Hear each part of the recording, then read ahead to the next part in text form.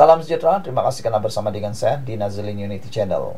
Saifuddin bidas, pihak jadikan pilihan raya tempat tentukan akidah pengundi.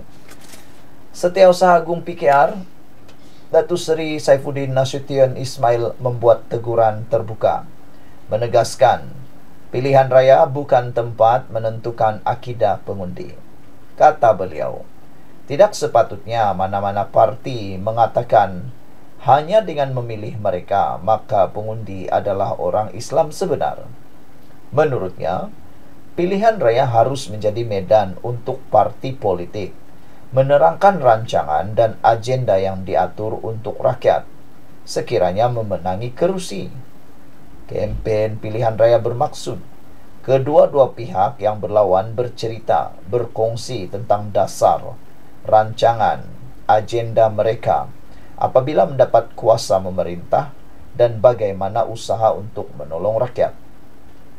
Pilihan raya bukan tempat untuk kita katakan bahwa pilih kami maka hang orang Islam, dan jika tidak pilih kami hang bukan saudara kami lagi. Itu tidak boleh. Ini bukan urusan menentukan akidah pemilih, tetapi adalah soal untuk menguruskan negara, katanya dalam ceramah perpaduan malam tadi. Sehubungan itu, Saifuddin berkata, jika ada pihak bertindak sedemikian rupa, maka mereka tidak sepatutnya disokong dalam mana-mana kempen. Wow, ini satu pendedahan daripada Saifuddin Nasution Ismail yang sangat bernas. Saifuddin bidas pihak, jadikan pilihan raya tempat tentukan akidah pengundi. Saudara-saudara sekalian, sebelum ini juga kita sudah dengar amaran daripada SPR supaya jangan gunakan isu 3R, yang mana ianya berkaitan dengan raja, kaum dan agama. Suruhanjaya SPR juga telah membenarkan apa saja kaedah dan bahan kempen dilakukan pada PRK Dewan Undangan Negeri Sungai Bakap, selagi ia tidak melanggar peraturan yang ditetapkan, katanya. Timbalan pengurus SPR Azmin Sharom berkata, kempen calon dan pihak yang terlibat mestilah tidak menyentuh isu 3R. Semua kaedah dan bahan kempen adalah dibenarkan selagi mana ia tidak mengembangkan perasaan jahat, tidak puas hati atau permusuhan atau berunsur perkauman, dan menyentuh sensitiviti keagamaan termasuk menyentuh isu 3R, serta tidak melanggar peruntukan Akta 5 dan undang-undang lain yang berkaitan, katanya dalam kenyataan. Ia dikeluarkan sejurus selepas SPR secara rasmi menerima 2 pencalonan untuk bertanding di Sungai Bakap pada 6 Julai depan. Sekian untuk kali ini. Jangan lupa tinggalkan komen Anda, tekan butang subscribe. Bye-bye. Salam sejahtera, terima kasih karena bersama dengan saya di Nazilin Unity Channel. Yang ini memang best. Anda share kepada orang ramai dan khususnya yang ada di Pulau Pinang, di Sungai Bakap yang mengundi. Kata Saifuddin, Setiausaha Agung PKR, tiada beza 10 atau 11 kerusi pembangkang. Dengar betul-betul.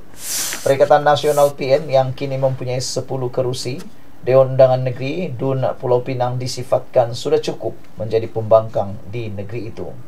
Setiausaha Agung PKR Datuk Seri Saifuddin Nasution Ismail berkata, sekiranya pengundi Sungai Bakap tetap memilih PN menjadi wakil rakyat mereka sekali lagi, ia tidak akan membawa apa-apa perbezaan di kawasan berkenan. Dewan Undangan Negeri Pulau Pinang mempunyai 40 kerusi Dewan Undangan Negeri, dan Perikatan Nasional sebelum kosong ada 11 kerusi. Manakala perpaduan pula ada 29 kerusi. Sekarang perpaduan ada 29 dan Perikatan Nasional pula ada 10 kerusi. Selepas seorang penyandang meninggal dunia, yang 10 kerusi itu sebenarnya sudah cukup jadi pembangkang, kata beliau.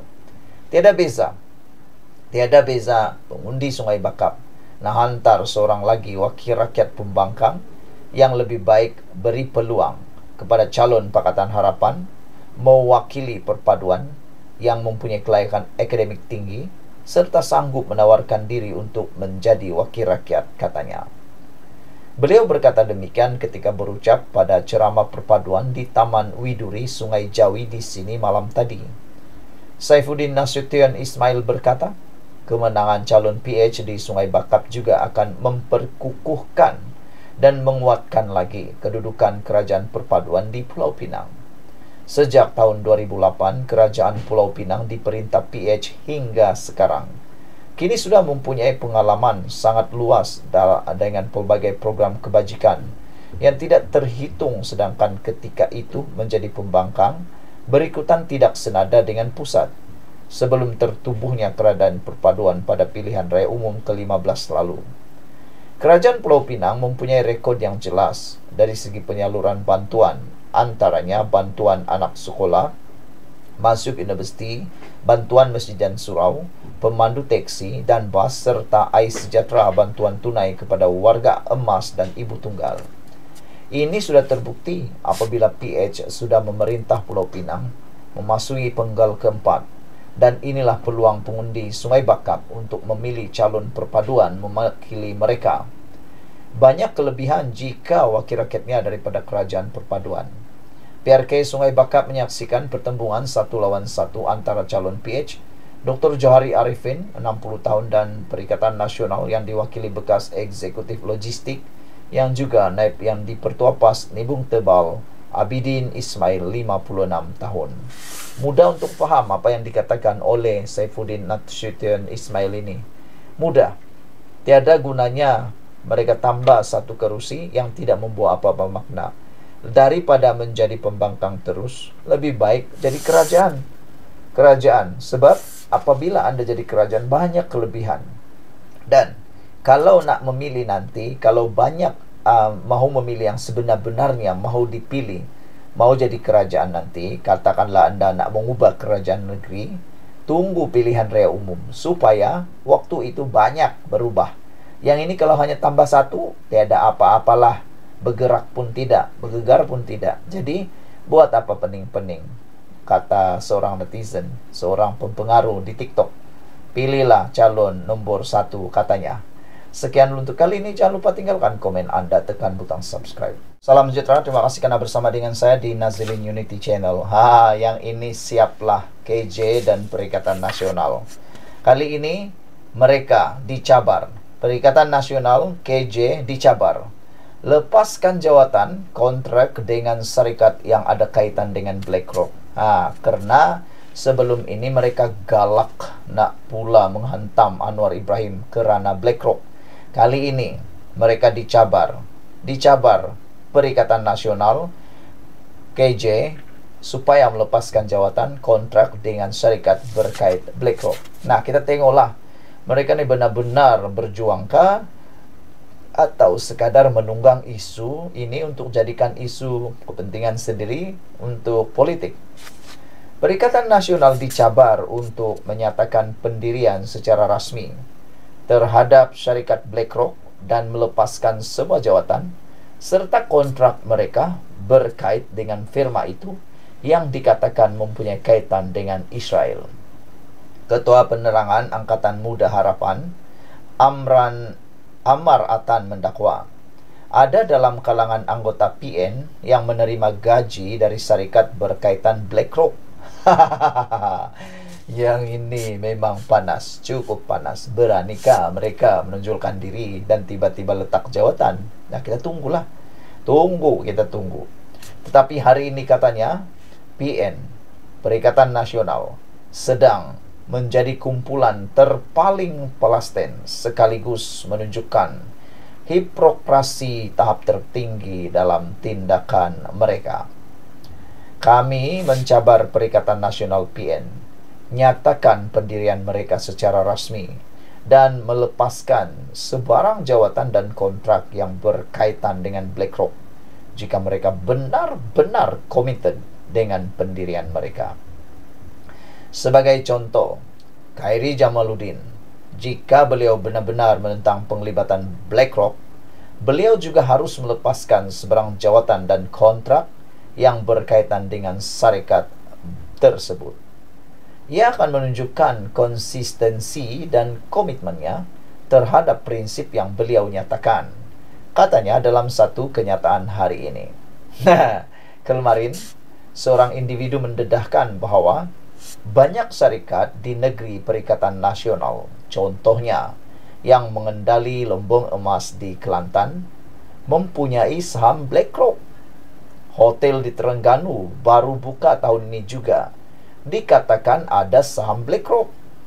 Individu terbabit turut mendedahkan bahwa Khairi Jamaluddin dilantik sebagai pengarah CGS Internasional pada Mac 2024, di mana BlackRock memegang saham dalam CGS. Individu tersebut turut mempersoal bagaimana muka Khairi boleh terpampang dalam iklan promosi Vida Malaysia. Difahamkan BlackRock mempunyai pegangan saham dalam syarikat induk Vida Malaysia yang berpangkalan di Jepun, Diodor Group Holdings Inc. Sementara itu, Amar menjelaskan bahwa dalam urusan terbaru melibatkan Malaysia Airport Holdings Berhad, kerajaan sebenarnya hanya berurusan dengan GIP sahaja. Keputusan itu dibuat oleh Khazanah Nasional Berhad berdasarkan penilaian strategik dan kepakaran profesional untuk memajukan aset negara. Paling ironi, sewaktu mereka berkuasa, dana syariah kumpulan wang simpanan pekerja KWSP sebanyak 600 juta US dollar sekitar 2.43 bilion ringgit telah diserahkan kepada BlackRock. Tiada pula bantahan daripada mereka ketika itu. Yang ini paling sadis. Hakikatnya, kekejaman Zionis Israel adalah isu yang melatari dunia sejak berdekad-dekad lamanya. Begitu juga dengan penglibatan perniagaan BlackRock dengan Amerika dan Israel. Mengapa waktu itu nada mereka berbeza? Dan mengapa pula hari ini menjadi terpaling Palestin, namun tidak semasa mereka berkuasa? Soalnya lagi. Pendedahan ini memang menarik. Pendedahan ini memang luar biasa. Anda share kepada semua orang. Dan kita jumpa lagi.